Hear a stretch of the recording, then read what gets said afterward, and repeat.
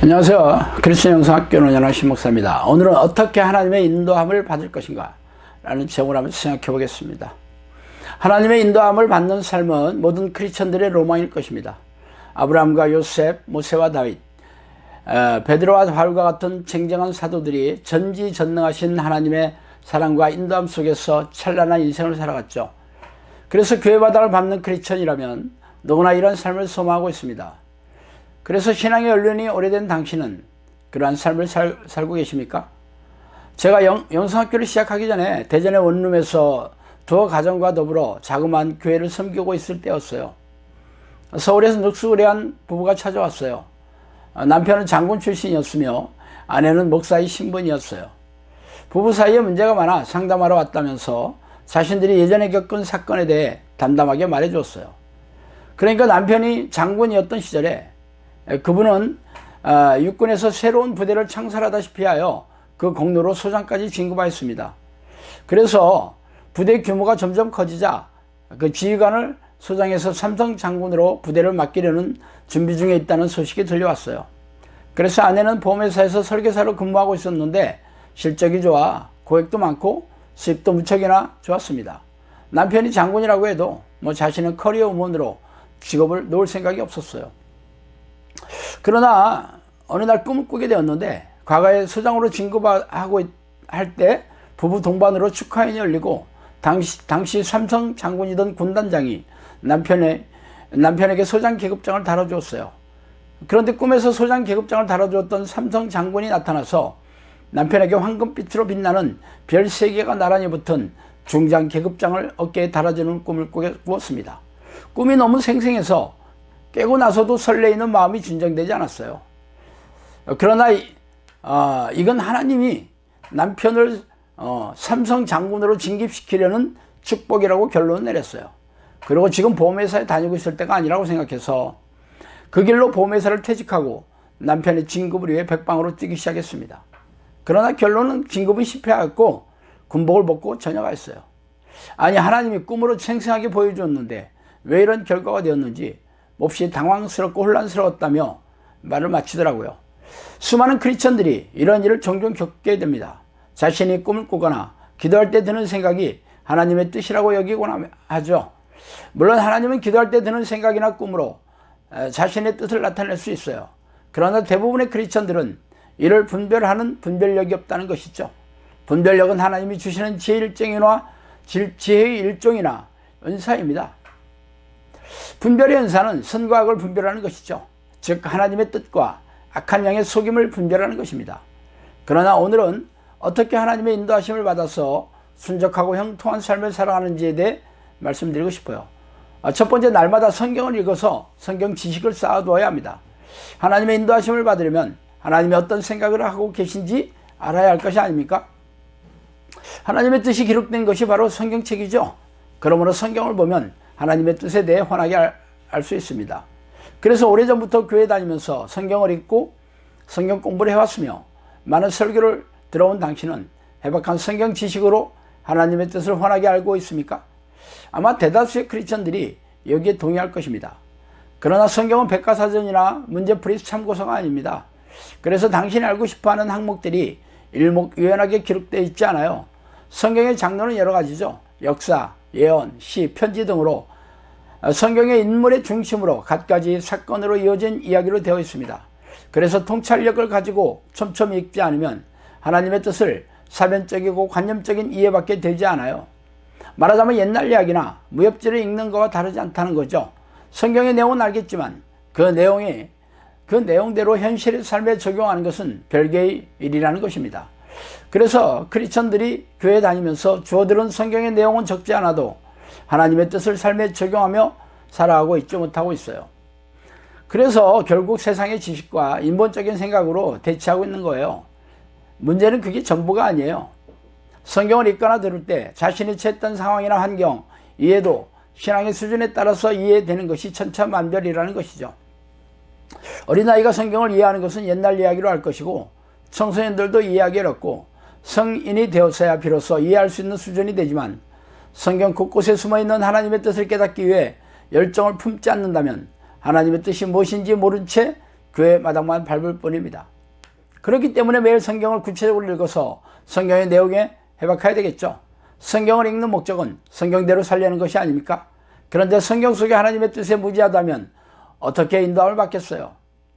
또한 자신이 처한 상황이나 환경, 믿음의 수준에 따라서 성경 속의 내용이 받아들여지는 것이 천차만별이기 때문에 항상 성경을 읽는 습관을 들여야겠죠. 그러나 문제는 성경을 읽는 것이 재미없다는 것입니다. 이미 아는 내용을 재탕삼탕하는 것에 맥빠지고 무례한 일이기 때문에 대부분의 크리스천들이 성경을 매일 규칙적으로 읽지 않는 이유입니다. 성경을 매일매일 읽어야 하는 이유는 성경을 대할 때 하나님을 만난다는 기대감을 가지고 읽어야 합니다. 하나님을 만나는 통로는 기도와 말씀이죠. 특히 말씀을 통해서 하나님이 누구인지, 어떤 분이신지, 우리에게 무엇을 요구하시는지를 명확하게 알 수 있어요. 성경 읽기가 귀찮고 재미없는 이유는 하나님을 경외하지 않으며 우리가 태어날 때부터 변질된 자아로 인해 하나님을 마음에 두기 싫어하기 때문입니다. 그래서 하나님을 마음에 두기 싫어하는 완악하고 불순종하는 마음을 꺾고 그분 앞에 복종할 때 하나님께서 인생을 선한 길로 인도해 주실 것입니다. 자, 두 번째로 하나님과 깊은 사귐의 기도를 습관으로 들이셔야 합니다. 하나님께 인도함을 받는 필수적인 통로는 기도이죠. 기도란 영이신 하나님과 내 영혼이 교제하는 통로이기 때문입니다. 그러나 우리네 교회는 기도를 마치 부자 하나님으로부터 자신이 원하는 축복이나 성공, 문제 해결을 얻어내는 수단으로 여기고 있어요. 그래서 희생의 강도를 더해서 하나님의 목을 조르고 있으니 기가 막힌 일입니다. 왜 성경을 읽어도 재미가 없고 성경에서 하나님의 뜻을 걸러내지 못하는지 아세요? 하나님과 깊고 친밀한 교제의 기도가 없기 때문입니다. 하나님과 깊고 친밀한 교제를 통해 성령께서 우리 안에 들어오셔서 하나님의 뜻을 깨달을 수 있는 지혜와 통찰력을 주십니다. 그러나 이런 기도를 동반하지 않는 성경 읽기는 단지 성경 지식을 머리에 쌓아두는 행위밖에 되지 않습니다. 성경을 읽는 이유는 성경대로 살기 위해서가 아닙니까? 그러나 성경은 오래전 이방 나라에 일어난 사건이나 역사에 대한 책이지 현대를 살아가는 우리에게 걸맞는 환경이나 상황이 아니며 우리가 원하는 내용을 말해주지도 않아요. 그래서 성경 속에서 하나님의 뜻을 걸러내어 세상을 다스리시는 하나님의 원칙과 원리 등을 파악해서 삶에 적용해야 풍성한 열매를 맺게 됩니다. 말하자면 성령께서 깨달음을 주셔야 한다는 것이죠. 그렇다면 방법은 단 하나, 성령과 깊고 친밀한 교제를 통해 사귐이 있는 기도를 해야 합니다. 그렇다면 첫사랑하던 젊은 시절로 돌아가서 애인을 사귀듯이 기도해야 하지 않겠어요? 세상을 지으시고 우주를 운행하시며 인간의 생사복을 주관하시는 하나님께서 우리의 영혼을 천국에 들이시거나 지옥으로 던져질 수 있는 분이라는 것을 깨닫는다면 하나님을 만나는 기도하는 일에 목숨을 걸어야 할 것입니다. 그러나 많은 사람들이 태어날 때부터 죄성으로 변질된 자아를 가지고 있어 하나님을 마음에 두기 깊이 하기 때문에 기도하기를 싫어합니다. 그러나 기도는 선택의 여지가 없어요. 목숨을 걸고 매일처럼 쉬지 않고 하나님의 이름을 부르며 전심으로 성령의 내주를 간구하는 기도를 해야 합니다. 성령의 위인들은 그런 기도의 습관을 들여 하나님과 동행하는 삶을 살게 되었어요. 하나님께서는 우리에게 말씀하시는 통로는 성경 말씀 외에도 꿈이나 환상, 영험으로도 계시해 주십니다. 그러나 성경을 읽어도 깨달음이 없으며 꿈이나 환상, 영험을 분별할 수 없는 분별력이 없다면 하나님의 뜻인지 악한 영이 속이는 계략인지 알 수가 없겠죠. 그래서 성령과 깊고 친밀한 교제를 통해서 하나님이 주시는 깨달음과 지혜의 일종인 분별력을 얻어야 합니다. 그러나 아쉽게도 우리네 교인들은 하나님과 사귐이 있는 기도에 대해 무지하죠. 또한 쉬지 않고 하나님과 교제하는 기도의 습관을 들이려고도 하지 않아요. 교회에 와서 예배의식을 드리고 각종 희생적인 신앙행위를 하지만 정작 하나님을 만나려고 하지 않습니다. 기가 막힌 일이죠. 이는 교회 지도자가 사귐 있는 기도를 가르치지 않기 때문에 아무도 알 수가 없어요. 자신도 모르는 기도를 교인들에게 가르치겠어요. 예수님은 깨어서 항상 기도를 하라고 명령하셨고 사도 바울도 쉬지 않고 기도하라며 권면하였는데 우리네 교회는 목회자들조차 하루에 30분도 기도하지 않는 게 우리가 마주한 차가운 현실이에요. 세 번째, 자신의 생각이나 욕심, 고집을 내려놓아야 합니다. 만물보다 거짓되고 심히 부패한 것은 마음이라 누가 능히 이를 알리오마는 에레미야 17장 9절이죠. 전에는 우리도 다 그 가운데서 우리의 육체의 욕심을 따라 지내며 육체와 마음이 원하는 것을 하여 다른 이들과 같이 본질상 진노의 자녀이었더니 에베소 2장 3절입니다. 너희 행사를 여호와께 맡기라. 그리하면 내가 경영하는 것이 이루어지리라. 잠언 16장 3절이죠. 당신의 인생을 하나님께서 인도해 주시기를 원한다면 당신의 생각과 욕심, 계획을 버려야 합니다. 그러나 아쉽게도 모든 크리스천들은 하나님의 축복과 도우심으로 자신이 원하는 인생을 살고 성공하며 행복하게 살고 싶은 목적으로 교회 예배에 참석하고 희생적인 신앙 행위를 하고 있어요. 하나님이 자신의 주인이 아니라 도움이나 종으로 여기고 있으니 기가 막힌 일입니다. 새벽 기도나 기도원에 들어가서 기도하는 내용을 들어보세요. 그 어디에도 하나님의 뜻이란 없어요. 죄다 자신이 원하는 욕망이나 문제를 해결하는 것뿐입니다. 그러면서 입만 열면 죄 하면서 하나님을 죄인으로 부르고 있어요. 그러므로 하나님이 당신의 인생을 인도하시기를 원한다면 먼저 당신의 생각이나 욕심, 고집을 내려놓고 하나님의 뜻이 어디 있는지 성경을 묵상하며 하나님과 교제하는 기도에 들어가세요. 그러나 여전히 자신의 생각이나 희망사항을 고집한다면 하나님께서 당신의 인생을 인도하신다는 생각을 버려야 할 것입니다. 여러분은 하나님의 종이지. 여러분은 하나님의 종이자 피조물로 지으심으로 받았고 하나님께 영광을 돌리고 찬양을 드리는 목적으로 이 땅에 태어났다는 사실을 잊지 마세요. 종이 주인 노릇을 하려고 하니 하나님께서 당신의 영혼이 건조하고 냉랭하며 삶이 고단하고 팍팍하게 한 이유입니다. 하나님께서 당신을 어둠에 버리셨기 때문이죠. 네 번째로 하나님의 뜻을 찾으려는 마음으로 조심스럽게 전진해야 합니다.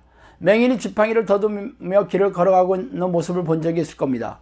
그 지팡이는 가볍고 휴대하기 좋게 접어서 옷 안쪽에 넣어두고 있다가 필요할 때면 꺼내어 길게 펼칩니다. 맹인은 앞이 안 보이기 때문에 지팡이를 더듬으면서 어느 방향이 길로 연결되어 있는지를 민감하게 체크를 하죠. 그래서 담으로 막혀 있으면 다시 다른 방향을 더듬거립니다. 그래서 열린 방향을 찾으며 조심스럽게 발걸음을 옮겨요. 그러다가 다시 막히면 또다시 열린 방향을 찾으려고 민감하게 지팡이로부터 오는 신호를 감지하고 있습니다. 당신이 현재 결정해야 하며 하나님이 인도하는 삶의 모습은 여러 가지가 있을 것입니다. 대학과 학과를 결정하고 직장을 선택하며 결혼 배우자를 얻는 것에서부터 치과를 선택하고 어떤 가전제품이나 자동차를 사는지에 이르기까지 수수한 결정을 해야 하는 일도 있습니다. 잘못된 결정이면 막대한 시간과 귀중한 재산을 손해보겠죠. 그러나 성경을 아무리 읽어보아도 결정이 단서가 되는 내용은 없습니다. 그래서 사람들은 기도할 때 드는 생각이나 꿈동을 통해서 이를 알고 싶어 하죠. 어떤 이는 신령하다는 목회자를 찾아가서 조언을 얻기도 합니다. 그러나 그런 결정이 과연 하나님의 뜻인지 어떻게 알 수 있겠어요? 저도 실패한 인생을 살았기 때문에 하나님께 지혜를 묻어니도 구했습니다.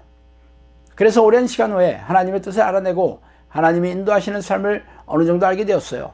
하나님이 기도할 때 드는 생각이나 꿈이나 환상으로 인도하실 수도 있겠지만 당신이 분별력이 없다면 미혹의 영역에 속기 십상일 것입니다. 그래서 평소에 성경을 읽어서 해박한 성경 지식이 있어야 하죠. 성경에서 금지하는 내용은 하나님의 뜻이 아니기 때문입니다. 그러나 성경 지식이 없다면 하나님의 뜻에 대해 무지할 것이에요. 또한 하나님과 깊고 친밀한 교제의 기도가 없다면 하나님께서 주시는 깨달음으로 삶에 적용할 지혜도 없으며 꿈과 환상, 영험동으로 인도함을 얻을 수도 없습니다. 그러나 성령과 깊고 친밀한 교제를 나누는 자녀라면 하나님이 어떻게 자신의 삶을 인도하시는지 잘 알고 있게 되겠죠. 그리고 그 증거는 풍성한 열매를 맺는 삶으로 증명이 될 것입니다. 그러나 기도할 때 드는 생각이나 꿈으로 말씀해 주시는 일은 거의 없어요. 하나님이 함께 하신다면 당신이 주변 환경이나 상황을 지혜롭게 살피고 전문가의 조언이나 인터넷 검색 아니면 주변 사람들의 조언을 듣고 지혜롭게 판단하고 실행에 옮기시기 바랍니다. 상황이 순적하게 진행되면 계속 나아가세요. 그러나 일이 풀리지 않고 상황이 어렵다면 무리하게 하지 마시고 중지하시면서 다른 길을 찾아보세요. 그래도 모르겠다면 중단하시고 기도하시면서 환경이 열리고 사람을 붙여주어서 순적하게 길이 열릴 때까지 기다리시기 바랍니다. 일이 잘 안 된다고 조급해하지 마세요. 하나님은 전지전능하신 분이에요. 예수께서 대답하시되 진실로 진실로 내게 이르노니 사람이 물과 성령으로 나지 아니하면 하나님 나라에 들어갈 수 없느니라. 영으로 난 것은 영이요 영으로 난 것은 영이니 내가 내게 거듭나야 하겠다는 말을 놀랍게 여기지 말라. 바람이 힘으로 불매 내가 그 소리는 들어도 어디서 와서 어디로 가는지 알지 못하나니 성령의 사람은 다 그러하니라. 요한복음 3장 5절에서 8절이죠.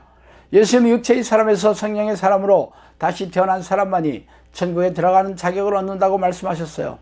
그리고 그 증거로 성령의 사람은 자신의 생각이나 계획대로 사는 것이 아니라 하나님의 음성을 듣고 하나님의 뜻을 따라 살게 됩니다. 마치 바람이 제멋대로 부는 것 같이 성령으로 난 사람은 오직 성령께서 인도하시는 삶을 통해 증명이 되겠죠. 전지전능하신 하나님인 성령께서 인도하시는 삶은 성령의 능력과 놀라운 이적과의 기적으로 일하시며 삶과 영혼 그리고 신앙과 사역에 풍성한 열매를 맺게 될 것입니다.